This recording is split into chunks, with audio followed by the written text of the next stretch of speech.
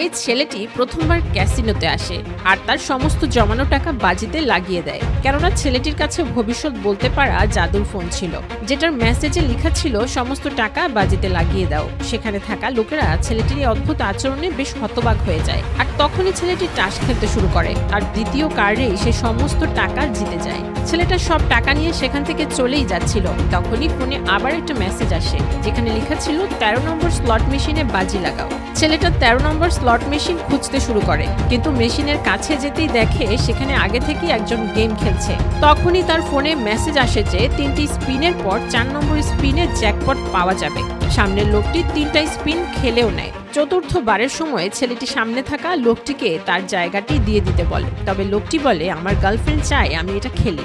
বিজয়ী হওয়ার এই সুযোগ হাতছাড়া যাতে না হয় এজন্য সে লোকটিকে জায়গা ছাড়ার বদলে 10,000 টাকা অফার করে। এই অফার শুনে লোকটা মেশিনের ওখান থেকে সরে যায়, আর তখনই ছেলেটি বাটন প্রেস করে আর 1 কোটি টাকা জ্যাকপটে জিতেও যায়। এটা দেখে লোকটার গার্লফ্রেন্ড তো রেগে তাকে থাপ্পড়ি মেরে দেয়। এদিকে ক্যাসিনোর কর্মচারীরা ছেলেটিকে দেখছিল আর তার প্রত্যেকটা কাজের দিকে নজর রাখছিল। ছেলেটির কাছে আবারও একটা মেসেজ আসে যেখানে 300 কোটি টাকার একটা উপহার লেখা ছিল।